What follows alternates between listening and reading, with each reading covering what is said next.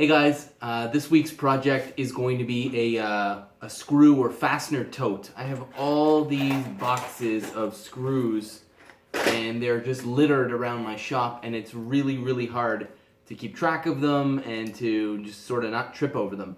So I'm going to make a tote. It's going to have individual holders for each one of the screw types or fastener types or lengths, and I haven't quite worked out all the details except that I want it to be kind of nice. So I'm going to be using hardwood, except I'm going to be using reclaimed hardwood. So this is a, a coffee table leg, and it's maple underneath here, and these two pallet slats are oak. So stick around, enjoy, and let's make a screw tote.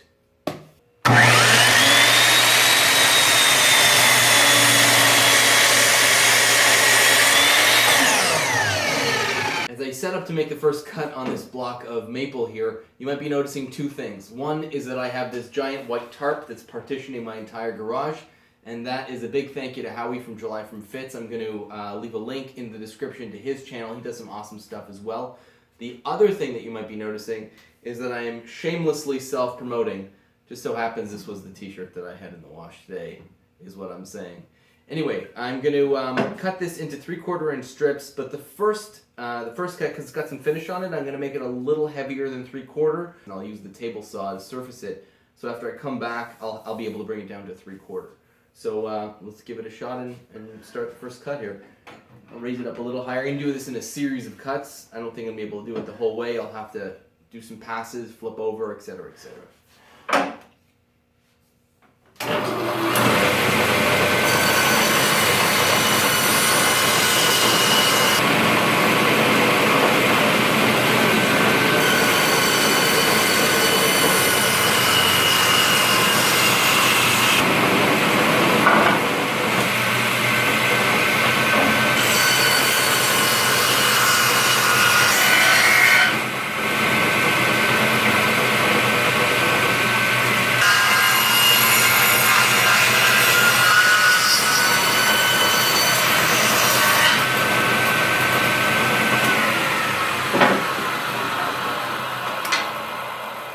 So that's actually some really nice grain. So I'm pretty happy with, I guess, the by accident grain orientation that I cut this slab off at.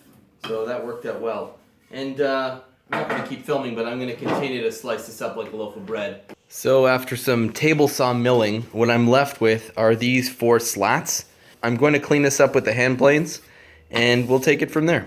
So if anyone has a trick for identifying grain direction, I'm all ears.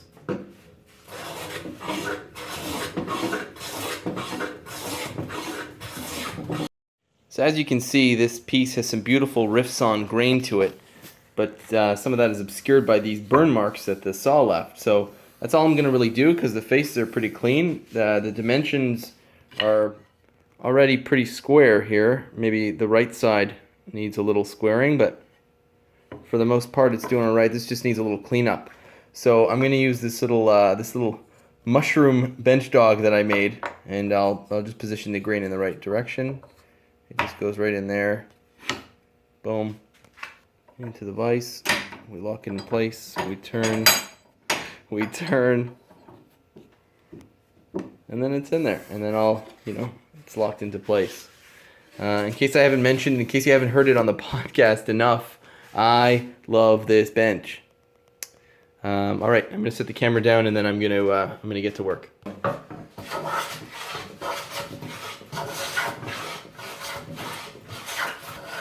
That made pretty quick work of it. I'm just gonna go over it with a smoother real quick, and then I'll bring the camera over.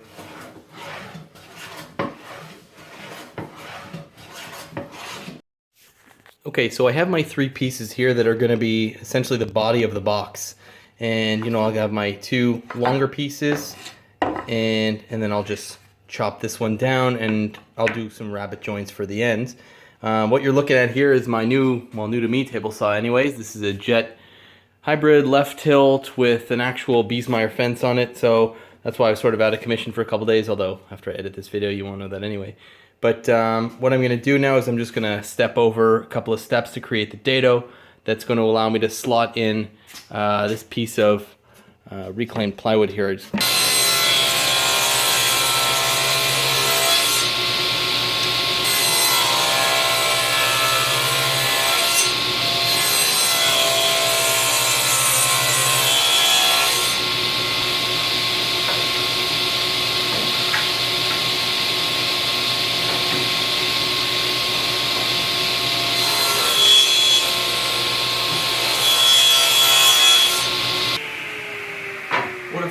pleasure that was. The saw is amazing. Like, honestly. Whew.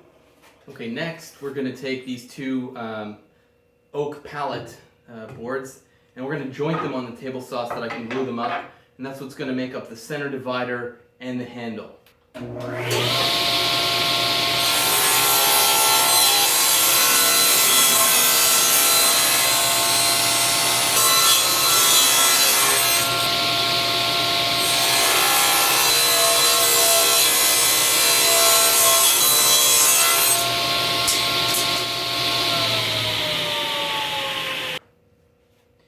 There we go. Alright, so these two are jointed and now I can glue them up. And then once they're glued up into a proper board, then I'll plane them and smooth them and make them, you know, nice and, I'll make it nice and pretty. It'll be one board at that point. So let's do that next. Alright, so glue and all the clamps behind me, and that's pretty much what we need.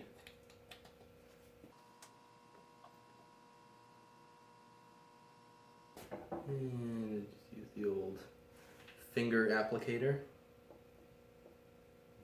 Okay, so what I do is I use a couple of these quick clamps and I just use them as stabilizers for the end to align my pieces so when I clamp them, they're clamping straight. I'll do the same on this side. Oh yeah, that's perfect. There we go.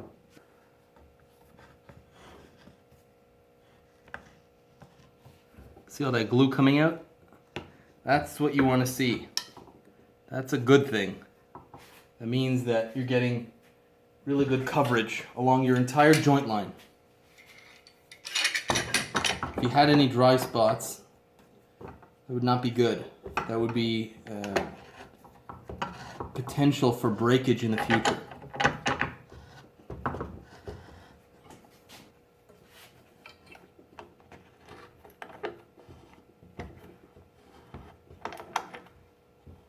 Now I'll just wipe down the glue joint with this wet shop towel because it's way easier to clean up now than it is when it's dry.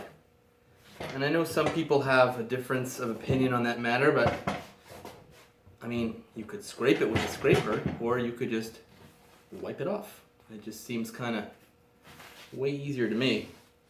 So I'm looking to get 8.5 inches because that's the length of the sides that I want, and I'll just clamp a stop lock here to 8.5 inches. If this works out well, I might even just get rid of my miter saw. Let's raise the blade height a little bit.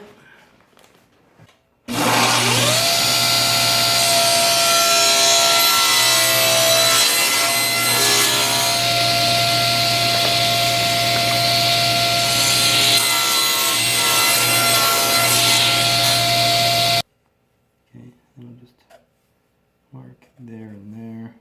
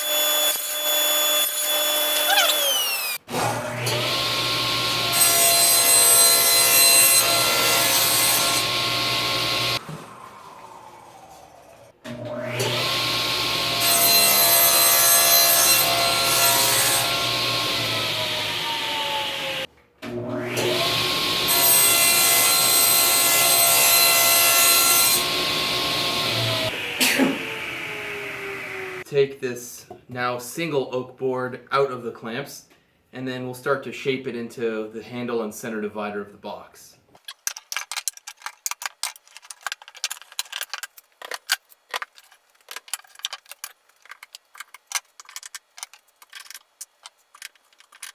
Okay, so now what we're gonna do is we're gonna clean it up. I'm gonna take a plane to it.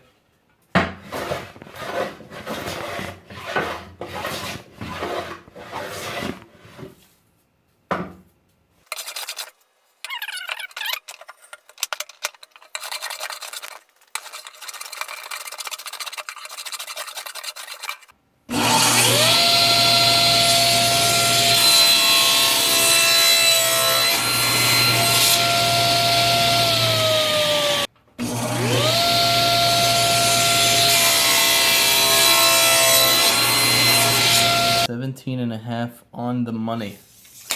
Wow. This miter sled is extremely accurate. It's something that the chop saw had quite a bit of difficulty with.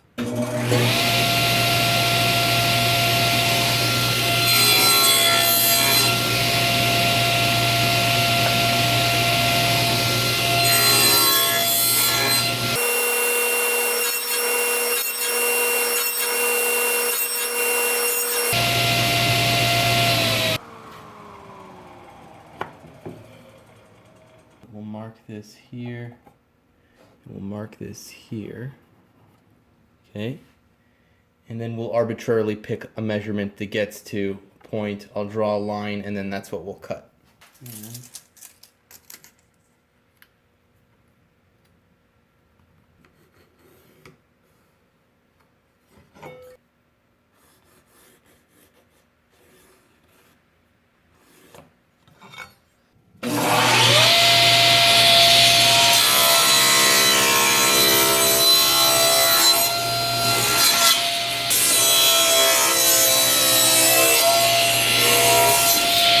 Using my calipers and the width of the plywood dividers that I'm going to be using, I was able to lay out my exact cut lines. I'm going to take this back to the miter sled, and I am just going to cut away these dividers at a certain height, and then I'll just be able to slot in full length plywood that will go, the entire length of the box, and I think that'll make it strong enough where I don't have to put dados into the side walls of the tote.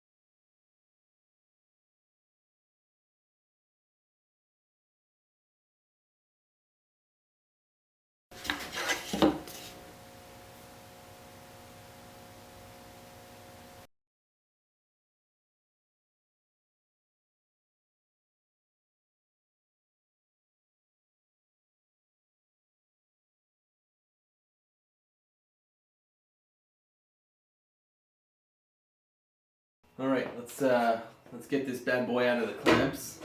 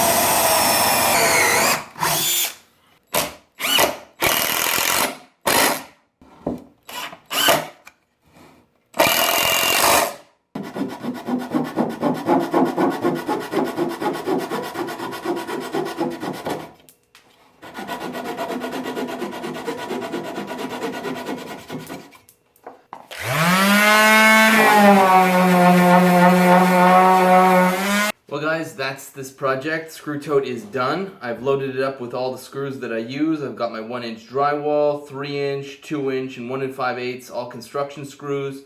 And here are all the Craig screws that I use, the 1-inch, 1 1/8, and 1 1/2.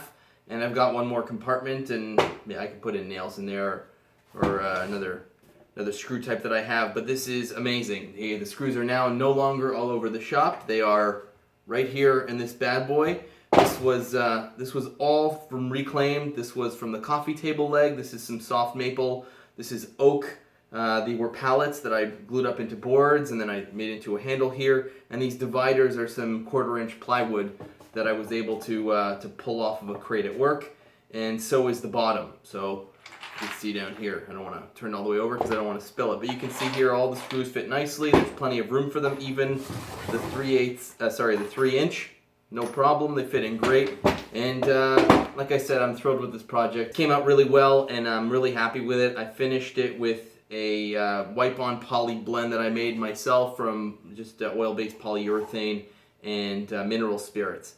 Anyways, thanks for watching, guys. I really appreciate it. If you're not already subscribed, please subscribe. I love your comments, and hit that like button if you like it, and give me a downvote, I guess, or a dislike if you disliked it, although if you watch it this far, I can't imagine that you disliked it. Anyways, thanks very much, and I'll see you on the next one.